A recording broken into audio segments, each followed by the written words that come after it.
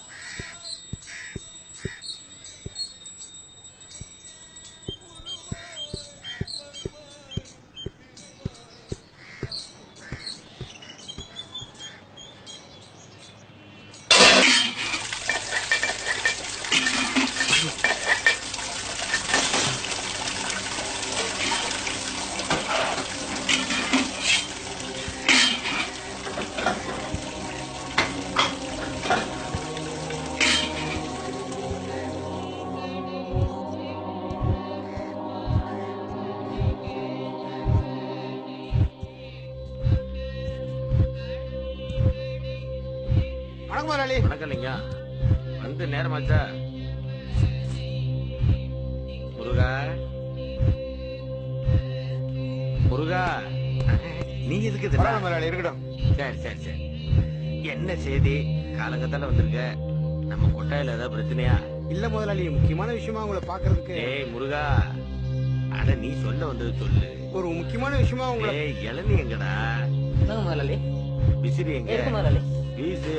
டேய், நம்ம லிங்கத்துக்கு இளநீ விடுறா. இல்ல முதலாளி, காலங்காத்தால இளநீ குடிச்சு எனக்கு பழக்கம் இல்ல. எப்பவும் டீ தான். சரி விடு.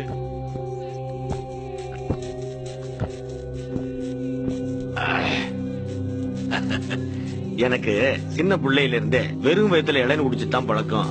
எங்க அப்புச்சி இவ்வளவு பெரிய வெள்ளிச்சம்புல இளநீ குடிப்பாங்க. அந்த அழக பாக்குறதுக்குன்னே எங்க வீட்டு வாசல்ல காரக்குடி சனங்க பூரா காத்து கிடப்பாங்க. அந்த வெள்ளிச்சம்பை இப்ப வித்தாலும் ஒரு தென்னந்தோப்பையே வாங்கி போடலாம். எல்லாம் போச்சு. பிறகு ஓன் சொல்லி என்ன? அட்வான்ஸா ஒரு 1000 ரூபாய் பணம் வேணும் முதலாளி. எதுக்கு? நடக்கிறது மார்கழி மாசம். சரி, பழைய சாமி படங்கள்லாம் நல்லா ஓடும். அதுல 1-2 எடுத்து டிஸ்ட்ரிபியூஷன் பண்ணலான்னு இருக்கேன். பண்ணு. பணம் லிங்கா, நம்ம தியேட்டர்ல நீ ஆபரேட்டர் வேலை பாக்குற, எதுக்கு உனக்கு இந்த டிஸ்ட்ரிபியூஷன் வேலையெல்லாம்? இப்படி சொன்னா நான் எப்ப உங்களை மாதிரி முதலாளி யாரு? அது சரி, நான் இந்த தியேட்டர் லீஸுக்கு எடுத்தே 6 மாசம் தான் ஆகுது. நீ அதுல 4 மாசமா தான் ஆபரேட்டர் வேலை பாக்குற. 72 வாட்டி அட்வான்ஸ் மட்டும் வாங்கிவிட்டேன். அப்பா, அதுக்கு மேல காசும் கிடையாது, உதவியும் பண்ண முடியாதுப்பா. ஒன்னா ஸ்டாம்ப் பேப்பர்ல கையெழுத்து வாங்கிக்கங்க. நீ என்ன பேச்சு பேசுற? நீ ஒரு முதலாளிகிட்ட பேசுற மாதிரியா பேசுற? உன் பேச்சும் சரியில்லை, உன் முறையும் சரியில்லை. என்னால எதுவும் செய்ய முடியாது. என்கிட்ட அப்பு விட்டு காசு கிடையாது. மன்னிச்சுக்கங்க முதலாளி. அதெல்லாம் முடியாதப்பா. முதலாளி, நீங்க உதவி பண்ணாம எனக்கு யார் முதலாளியோ உதவி பண்ண போறா? அப்படியா? ஒரு தொழிலாளிக்கு முதலாளி தான் உதவி பண்ணணுங்கிற. என்னடா பாத்து நிக்கிற? பணம் வச்சிருக்கேன், எடுத்து வந்து லிங்க.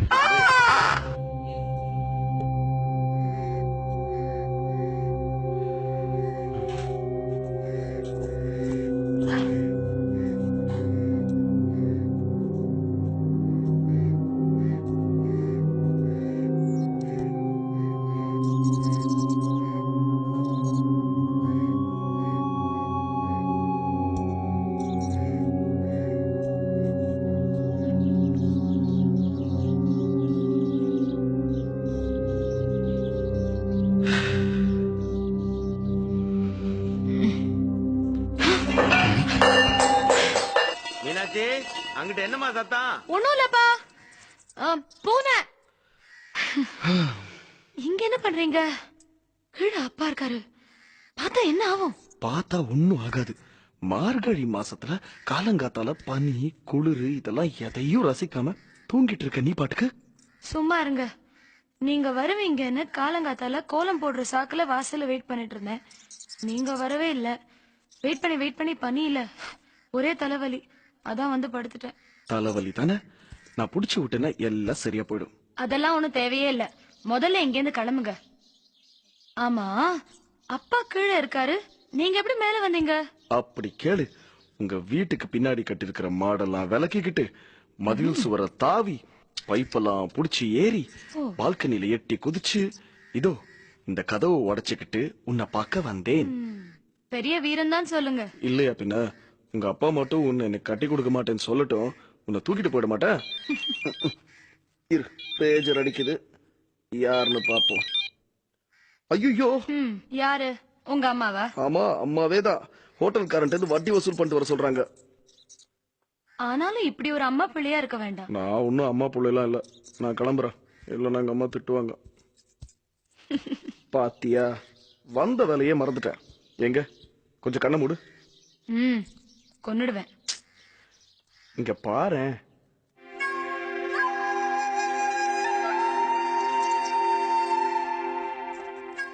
எனக்கு ரொம்ப பிடிச்ச பூ இது. இதை உங்ககிட்ட கொடுக்கறதுக்காக தான் இவ்வளவு கஷ்டப்பட்டீங்க வந்தேன். வருத்துமா?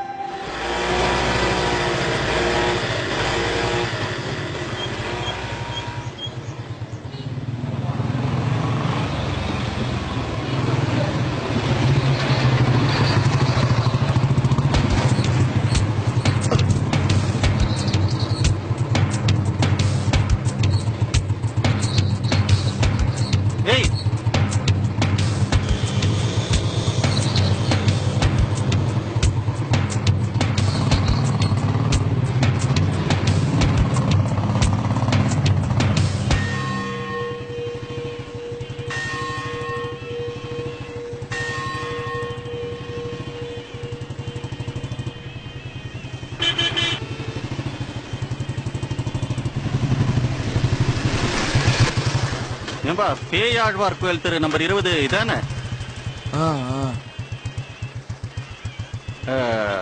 மங்கா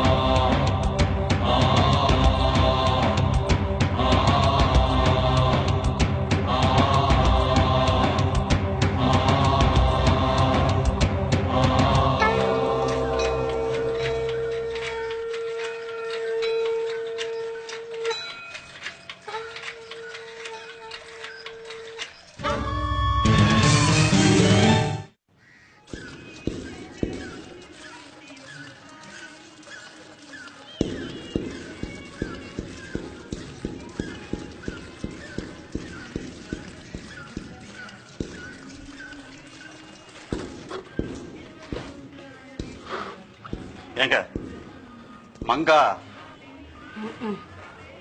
மானங்கட்ட பழம்.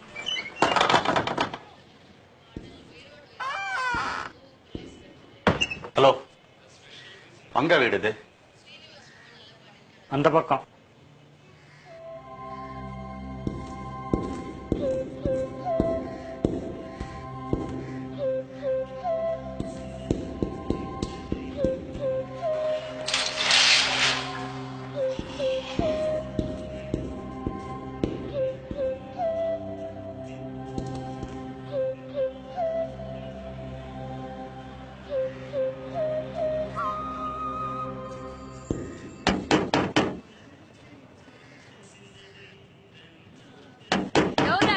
கதவு போட்டு உடைக்கிறதே. ஓஹோ நூவா ஏமி காவாலா? என்ன அரசே வந்திருக்கியா? வாரண்ட் இருக்கா? புதுசா சட்டம் வந்திருக்கு. பொம்பளைங்களை விசாரணைக்கு போலீஸ் ஸ்டேஷன் கூட்டு போக கூடாதுன்னு தெரியுமா? லாஞ்ச கொடுக்கா. ஏமிரா ஏமி காவாலா?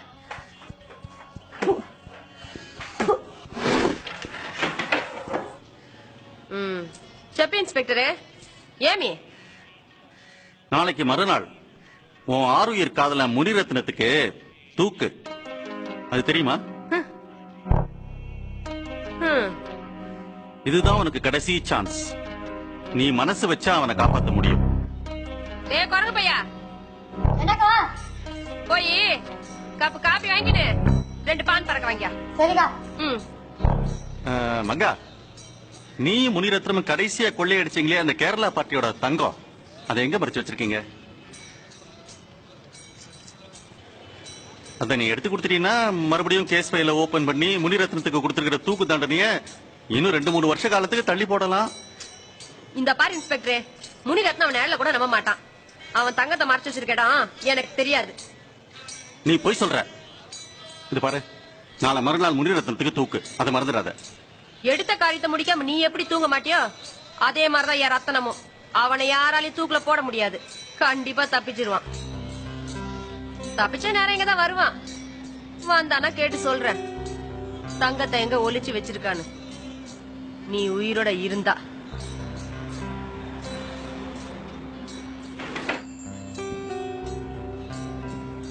மங்கா,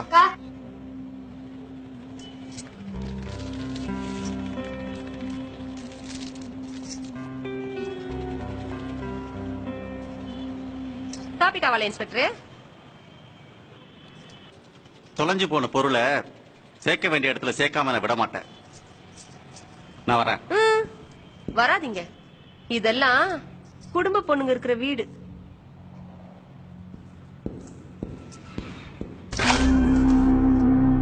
குரங்கு பையா, எங்க இருந்து அந்த காப்பியை வாங்கி அந்த அறிவு கட்டவனே மூஞ்சிய முகரை பாரு. தோங்க காப்பியா காப்பி இந்த காப்பியை வாங்கி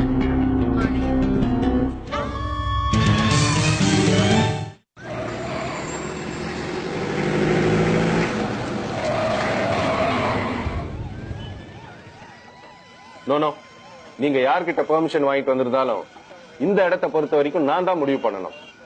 சட்டத்துக்கு புறம்பா என்னால எதுவும் செய்ய முடியாது. மிஸ்டர் பாஸ்கர் தாஸ், இது என் ஆராய்ச்சிக்கு ரொம்ப உதவியா இருக்கும். அதுக்காக ஒரு தூக்கு தண்டனை கைதியோட கைரேகை எப்படி தர முடியும்? வாங்க அன்வர். என்ன பெருமாள், ரொம்ப டென்ஷனா இருக்கீங்களா? இல்லையே அன்வர், அப்படிலாம் ஒண்ணு இல்லையே. நம்ம தோஸ்த் என்ன சொல்றான்? யாரு? முனிரத்னமா? அவன் வாயே திறக்க மாட்டேங்கிறான், நீங்களும் விட மாட்டேன்றீங்க. எப்படி பெருமாள் விட முடியும்? 2 கோடி ரூபாய் தங்கம் அவன் கையில சிக்கியிருக்கு. எங்கேயோ மறைச்சு வச்சிருக்கான், இடத்த சொல்ல மாட்டேங்கிறான். கண்டிப்பா தங்கம் ரத்னம் கிட்ட தான் இருக்கா? நிச்சயமா.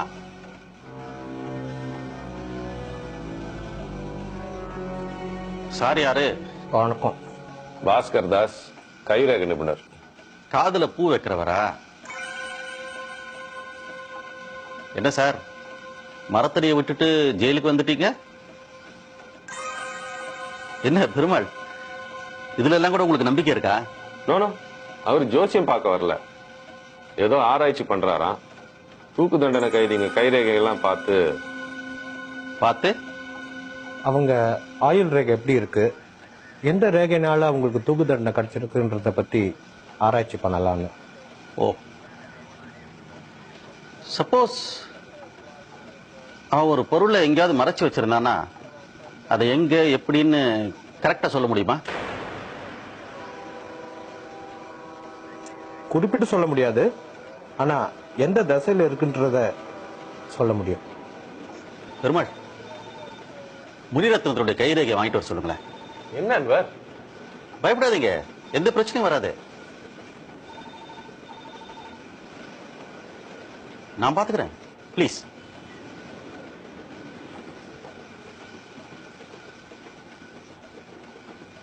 த்ரீ போய் ரத்னா கைரேகை வாங்கிட்டு வாங்க.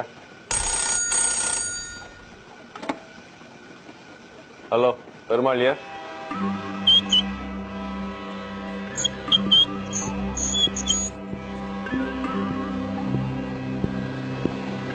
ரத்னா, ரத்னா,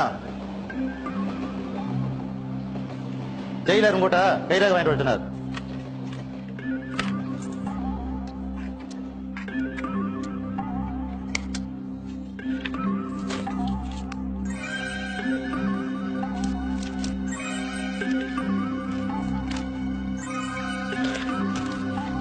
சொல்லுங்க, அப்படியே பண்ணலாம். ஓகே, நானே உங்களை கான்டாக்ட் பண்றேன். அவர்கிட்ட கொடுங்க.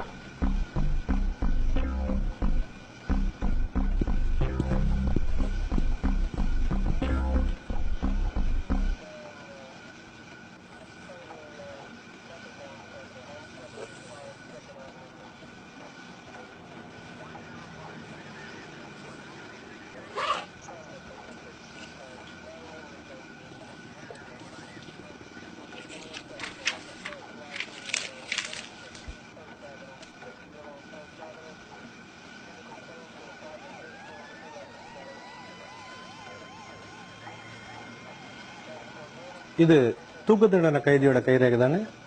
ஆமா. ஏன்? எப்போ தூக்கு? நாளைக்கு மறுநாள். சும்மா சொல்லாதீங்க சார். இந்த ரேகை உடையவருக்கு ஆயுசு 90. நல்லா பார்த்து சொல்லுங்க. நீங்க நல்லா பார்த்து சொல்லுங்க. இது ரத்னத்தோட கைரேகை தானே? ஆமா.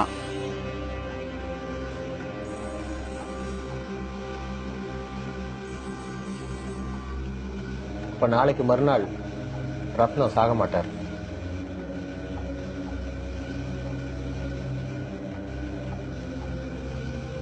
எப்படி சொல்றீங்க?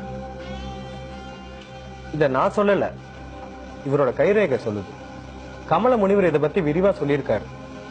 அதை பேஸ் பண்ணித்தான் நான் சொல்றேன்.